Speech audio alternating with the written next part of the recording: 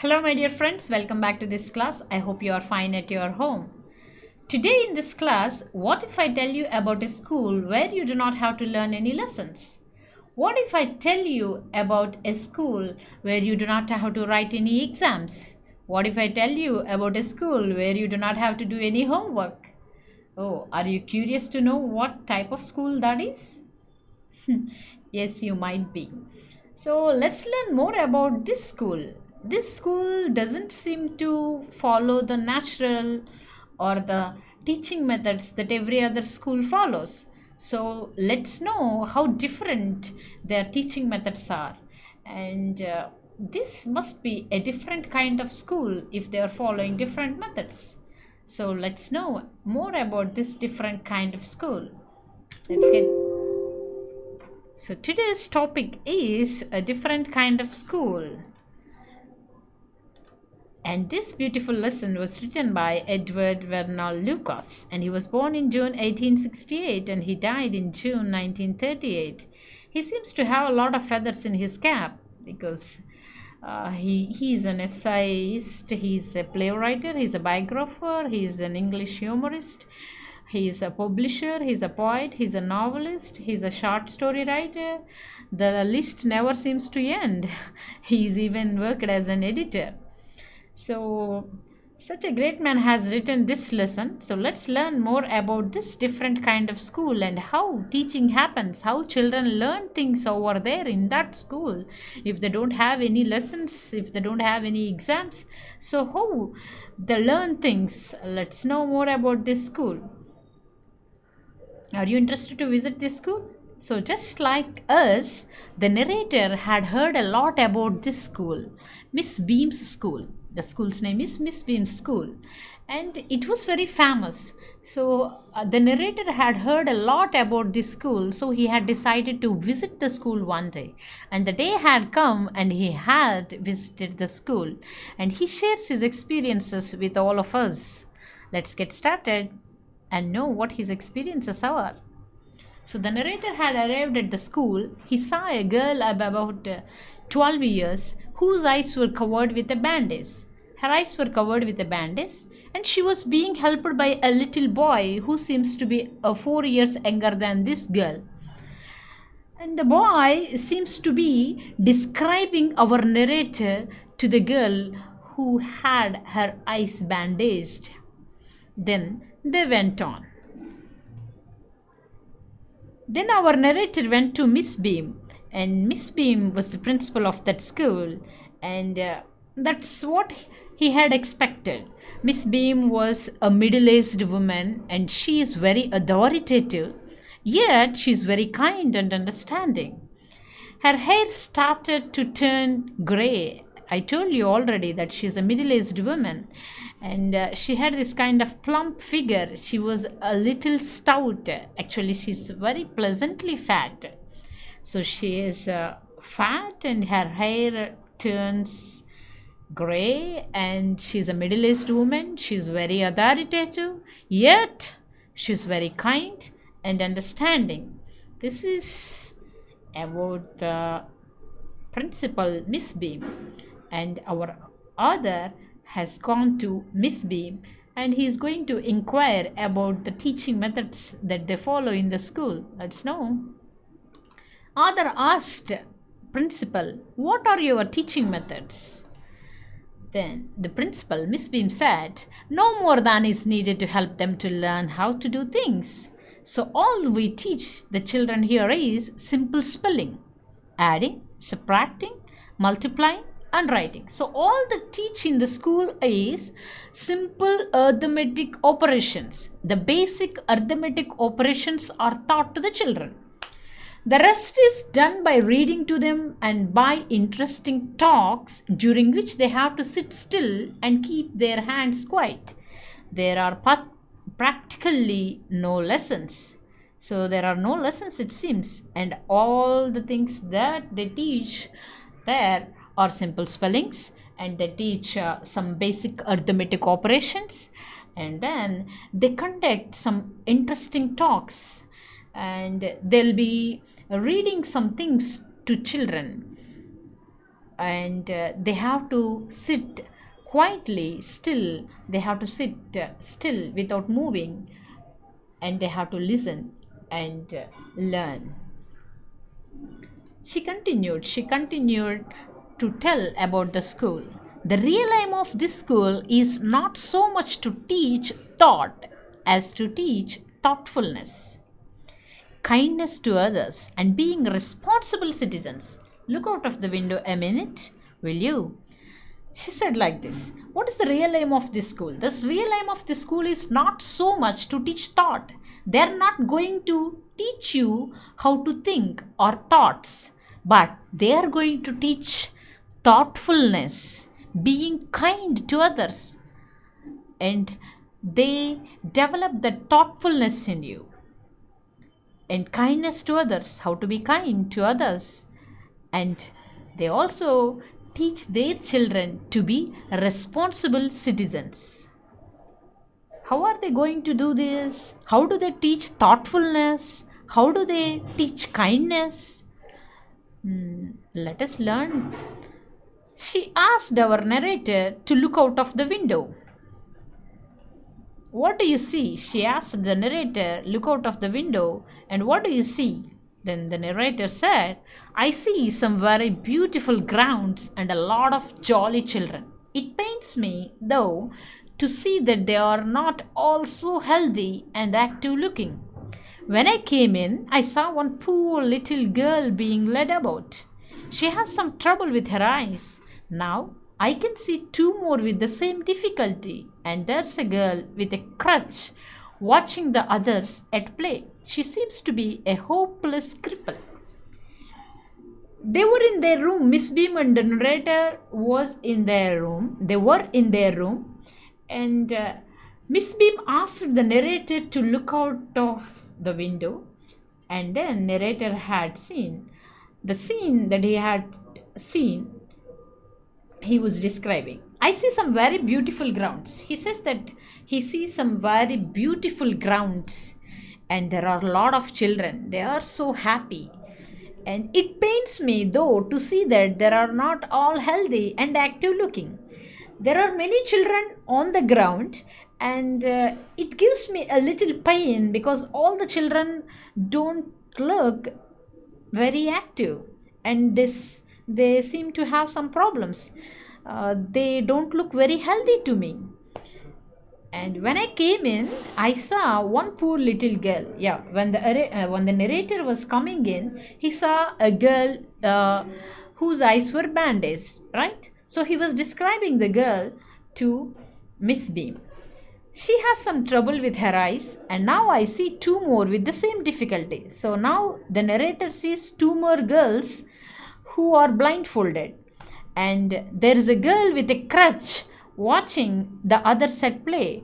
What do you mean by crutch? Do you know the type of stick that you put under your arm to help you walk when you are hurt?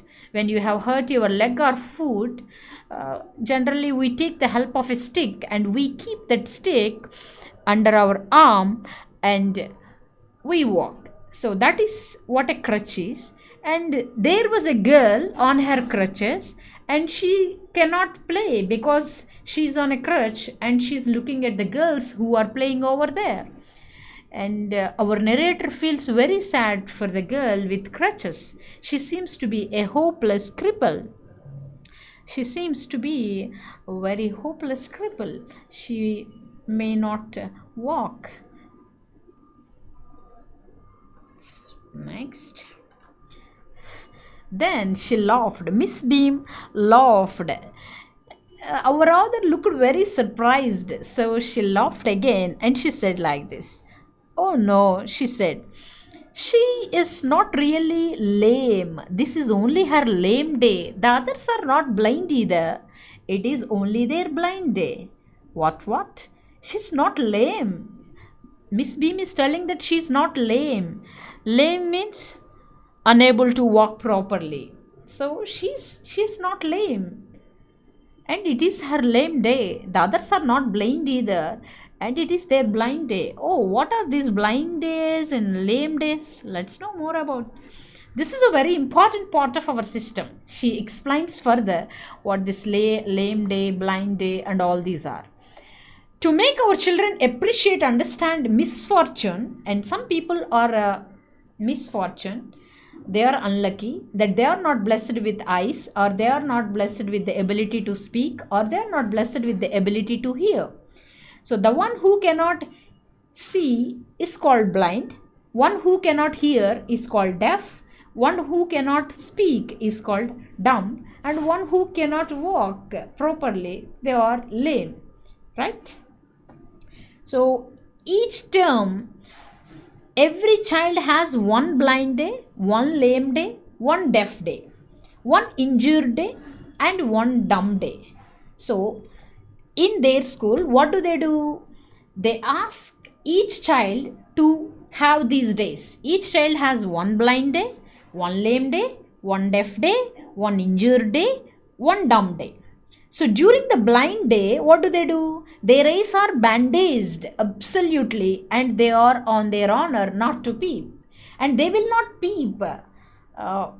And they will be blindfolded, and they will be like that for the whole day. The bandage is put on overnight, so they wake blind. So tomorrow is their blind day, then they keep the bandage on their eyes the night they are going to sleep. This means that they need help. The bandage is put on overnight, so they wake blind. This means that they need help with everything. Other children are given the duty of helping them and leading them about. So if you are given a blind day, then you will be given some help. Another child would be acting as a help to you on that day, right? They all learn so much this way, both the blind and the helpers. So all the children will learn this way so much. The blind person also learns so much. They learn how the blind will feel, and these helpers also learn a lot. So when they grow up, they'll be very kind to the blind people, and they'll try to help the blind people because they understand, they felt how blind people would feel. So is there any better way to teach thoughtfulness or kindness than this? I think this is the best way. There is no misery about it, so we don't have to feel sad about anything. Miss Beam continued to talk. Everyone is very kind, and it is really something of a game. It's just like a game. Everyone is very kind. Before the day is over, though, even the most thoughtless child realizes what misfortune is. Before their day is over, before their lame day is over, before their blind day is over, before their dumb day is over, they realize even if they are the most thoughtless person, then definitely they are going to change themselves. They'll become thoughtful, and they try to understand the pain of others because they have gone through the same pain. So they definitely understand the pain. That is the point. She continued to tell. The blind day is, of course, really the worst. But some of the children tell me that the dumb day is the most difficult. We cannot bandage the children's mouths, so they really have to exercise their willpower. Come into the garden and see for yourself how the children feel about it. The blind day is, of course, it is really the worst day because we can't see anything, and we don't know what we are going to hit.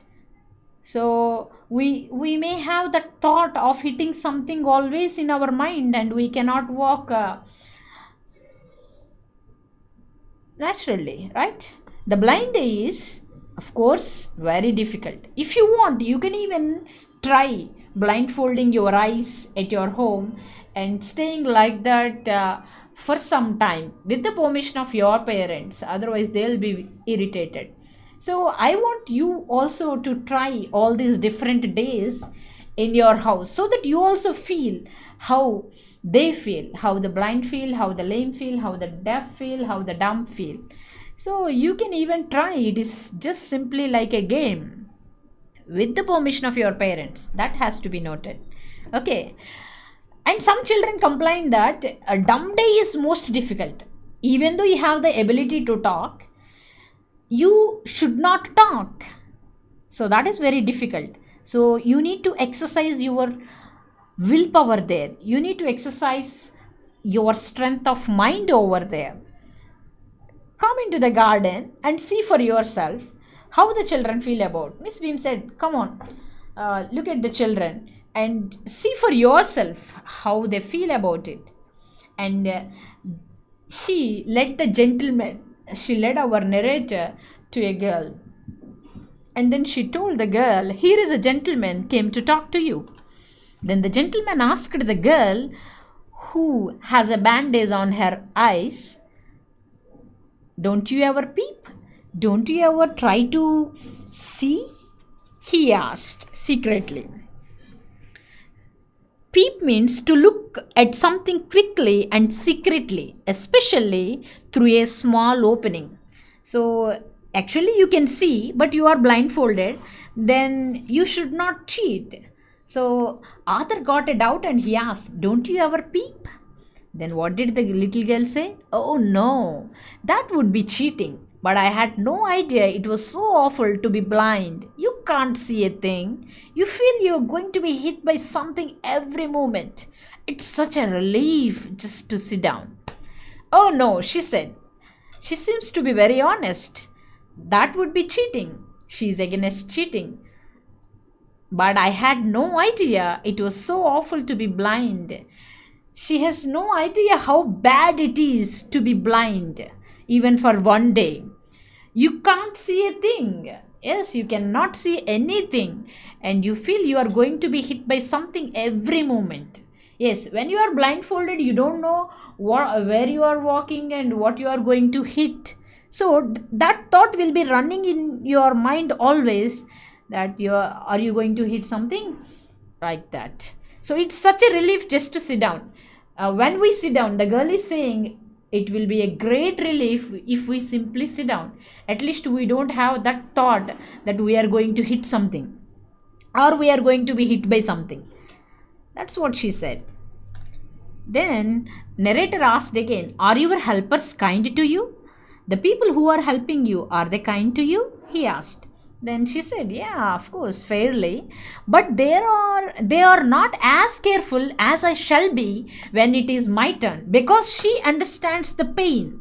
She understands how it feels to be a blind person. So then she is going to be more careful when she plays the role of a helper to a blind person. That's what she said. It's perfectly ghastly not to see. I wish you would try. So, it is not something that we understand when we see things. So, the girl is saying, if you want to feel how it feels to be blind, then you have to try. I wish you would try. Then you know, you understand, you feel how it would be not to see anything. The narrator asked, shall I lead you anywhere? She said, oh yes, okay. Let's go for a little walk. Only you must tell me about things. While we take this little walk in this garden, you have to tell me about the things. Okay? I shall be so happy when today is over. So when today is over, I'll be very happy because she's having a blind day that day.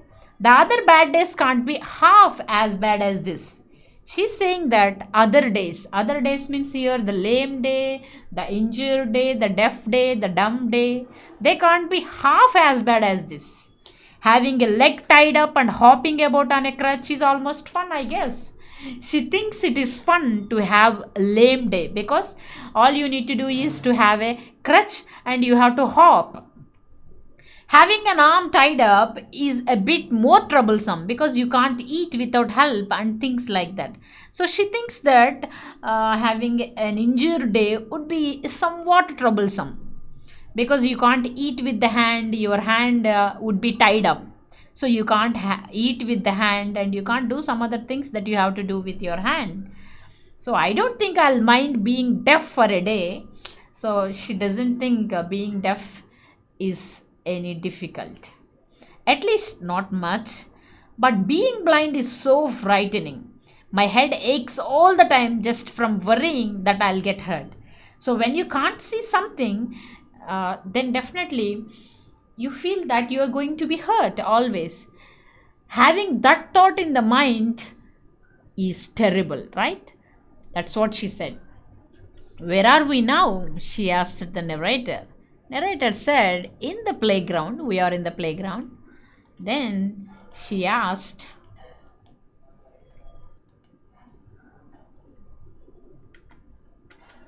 and she asked, narrator said, we are walking towards the house. Miss Beam is walking up and down the garden with a tall girl, he said. Then the little girl asked, what is the girl wearing? Narrator said, a blue cotton skirt and a pink blouse. Little girl said, I think it's Millie. What color is her hair? The narrator said, very light. Narrator described the girl with whom Miss Beam was talking. Yes, that's Millie. She is the head girl. So now she said that Miss Beam was talking to Millie and she is the head girl of the school. Next, he said about some old man. There is an old man tying up roses. He is describing each and everyone in the garden over there.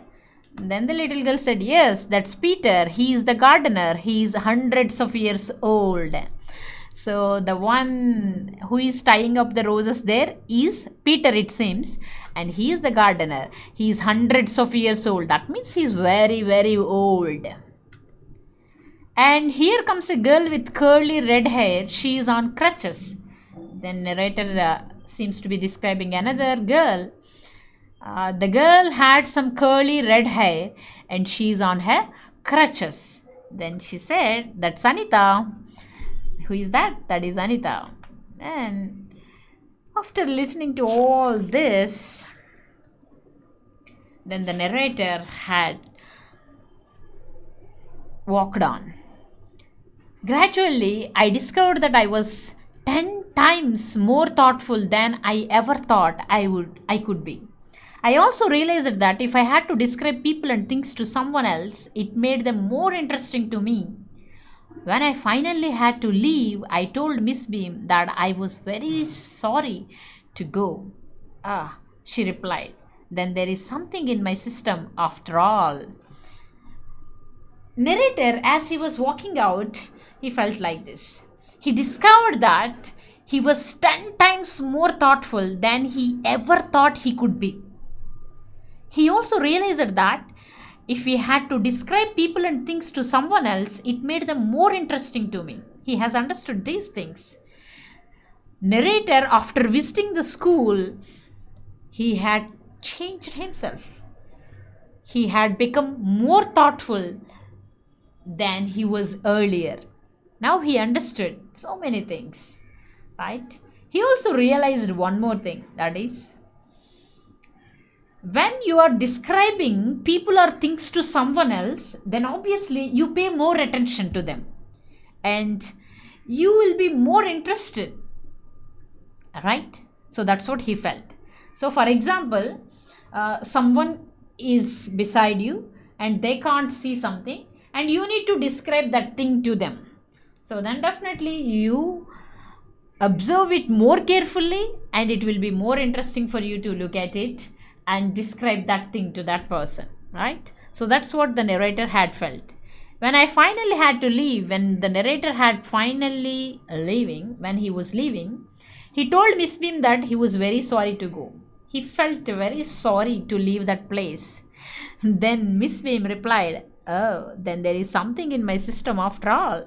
She said, then there is something in my system after all. So with that, we have come to the end of this lesson. You can try having a blind day, deaf day, dumb day and lame day at least for half an hour or 1 hour to feel how they feel.